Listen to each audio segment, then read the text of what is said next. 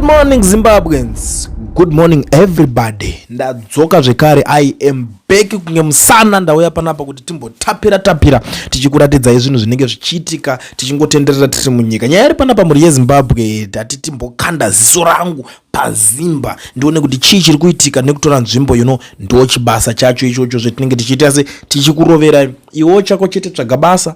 Nyaya ndindokutsvagira inini iwo chako chingonyeroti Coolian TV wakutona zvigananda zvichimhanya maburn out. Saka sekutaura kwandazviita tadarika level rekuripota, taakupinda munyaya dzevanhu tichinyeya kupinda nemusoro kuti bvo right. Regadza titange nenyaya yaadvocate Nelson Chamisa panapa vari kufire mashots avo kuna president Idi Mnangagwa, vice president Constantine Chiwenga nerimwe timu rese vari kudedzera kuti Razaro ari kupiko ko Hezekia akazoita sei zviya. Vapedza zvavo ndo mashoko avangotaura chete.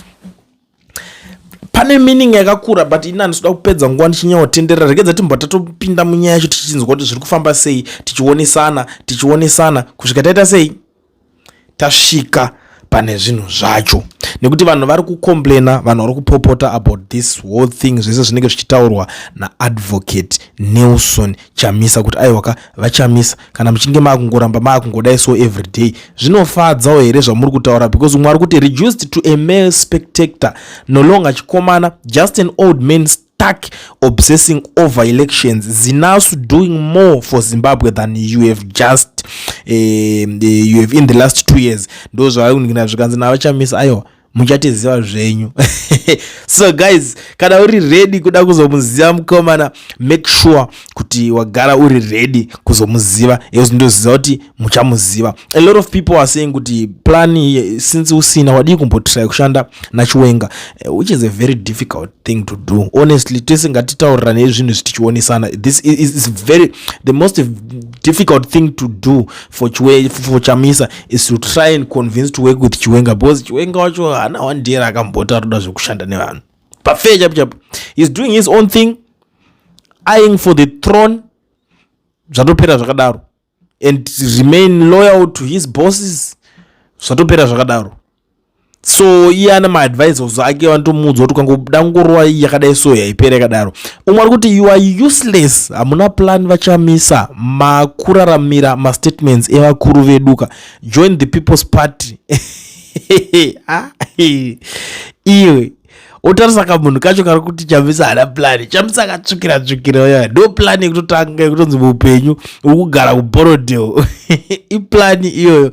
So panenge achiudzwa izvozvo nechimunhu chinenge chichitonhuhwa shena zvacho, kwaona shena yekuita kunhuhwa, baba inenge yaita kutsemukira zvimangamanga. So chimbomirai kupenga zidzoro risingakamwe, chimbomirai kutuka Chamisa, hamuna chamunoziva. Umwe hanzi muko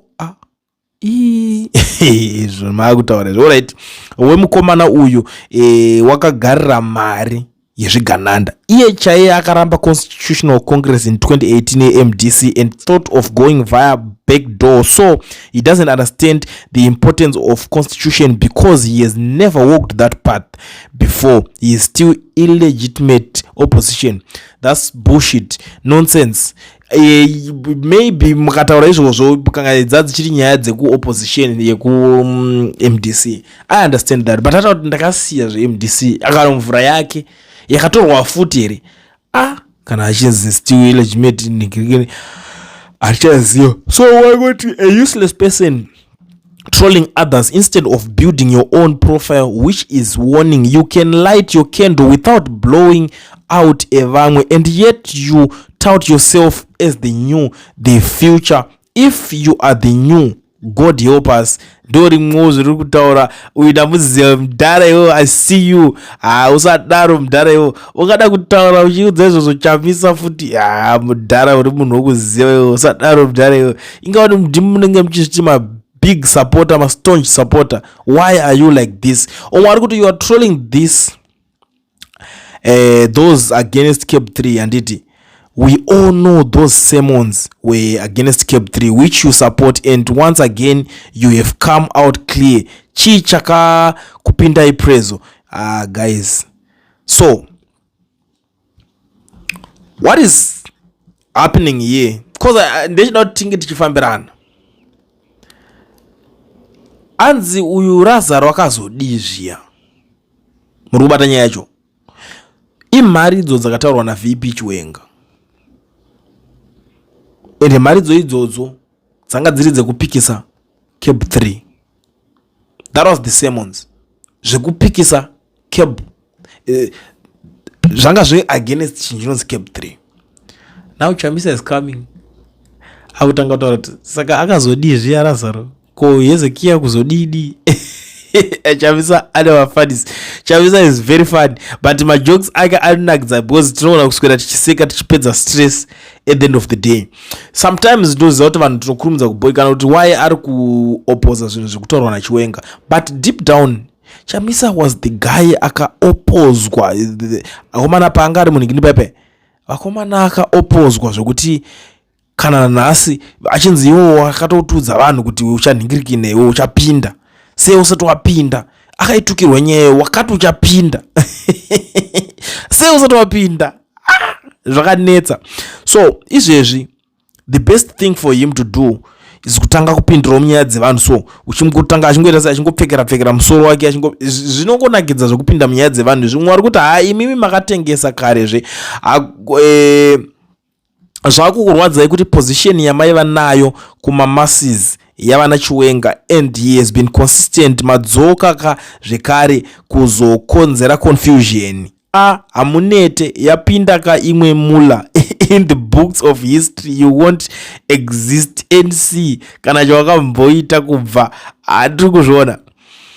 So these are his supporters vakutanga kumuti iwewe wapiwa imwe mari waita akomana kuZimbabwe kwacho ini ndangondogara ndizvibvunza ari ndiani ani mari dzacho ari kupa vanhu pamwe unogona kune yako inenge yakakumirira because mumwe unongozwa kuti nemunhu wacho wamukutotemba kuti ndiye ari kuita zvinhu zvake zvonzi atengesa.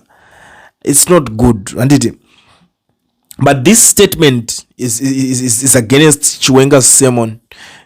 Ndo nyaya iripo. Inini nyaya dzacho dziripo handisouya hangu kuti ndikuudze nyaya dzimwe dzese dzinotaurika, dzimwe dzinofadza dzimwe hadzifadze, but this sermon is this statement and is against Chiwenga's sermon.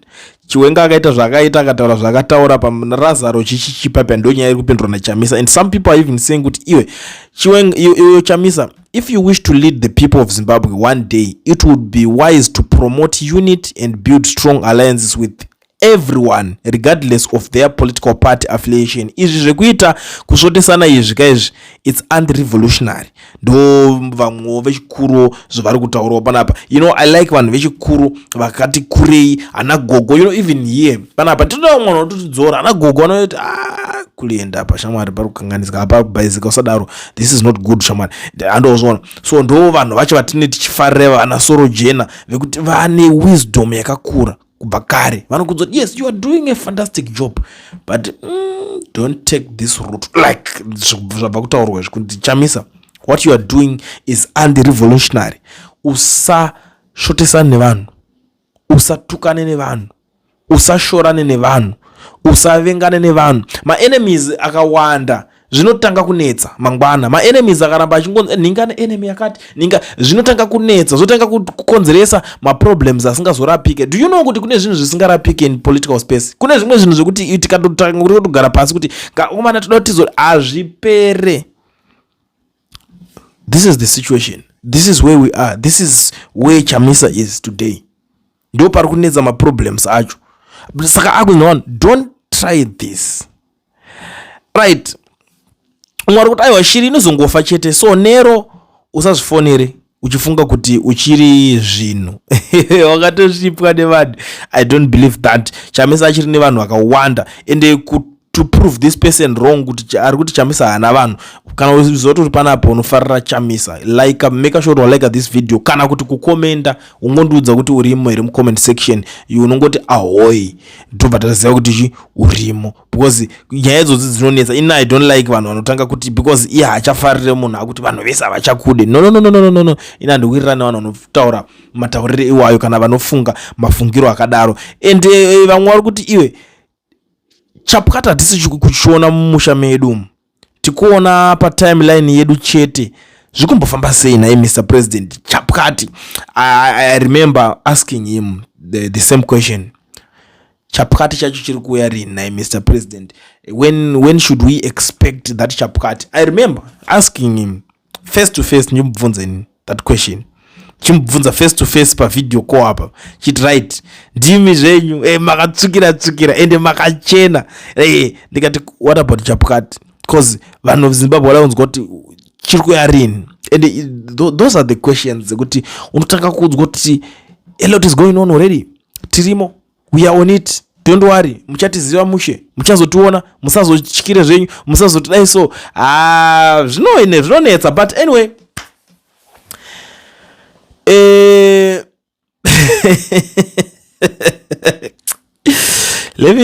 allow me to read this comment. Ndobva ndaenda zvanzi aizve mava kubvana futi, ko muponesi wemadinga ari kupiko kubvira riya rakadzoka America neunhapitapi hwenhoroondo mushure mekusangana naTirambo.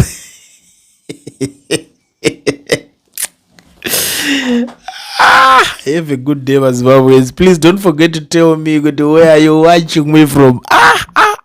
It was gonna teach like it's going. Was hapana apa voti kagogaga. Iwo ndozoti ogara uri kune data even ungori kubasa, it's weekend, so I expect you guys to go and rest. Muchionawo mafamilies enyu muchiita seiwo, ndichapota chingokupaiwo nyaya 1 tikabati gare tinoboti tichionesana tichingodaidai. That's why ndisingadi kuita se kunyanya kuramba chingodzirebesa nyaya dzacho, but I will be back and we will be talking about this again, toonesana kuti what exactly is going on, chii chiri kumbonyatsonetsa kona eva Chamisa chakuita kuti mubatane kola navachiwenga inyaya dzei dzamava kutanga kunosumbudzana navachiwenga, because I know kuti vachiwenga zvinhu zvazvina kunyatsovamirira Mushe, because munhu wese ari kungowabvambura zvobvadzo zviri kuitika muzati pevhu zvacho. So Chamisa akutoma nje akutsiva, because pane paakambonzi payaka hanzika tripu hanzika CCC tichakatswanya kunge nda kuti jwa tobva tangoita kekune. So ndo pane magarages evarume vavo avanozombibvira vakawirirana futi. Vanhu vakaona kambotraya wiriranai, dai mangoshanda mese maita se kubva ipapa havana kubvira vazomboshanda futi vese. But I hope kuti one day zvinenge zvichiitika, and I know for sure kuti Chiwenga is going to be the next president. Chamisa will also be the prime minister pane nyaya yacho kana ichinge yazofamba zvakanaka. But kana zvichinge zvazorambawo achazoitawo president ofuti. I understand that. Let's leave it here. Iyi nyaya iyi inoda kuti isirwe panapa, tozodzoka tichitaurirana kana pachinge pane zvimwe zvinenge zvabudikira. Bye bye.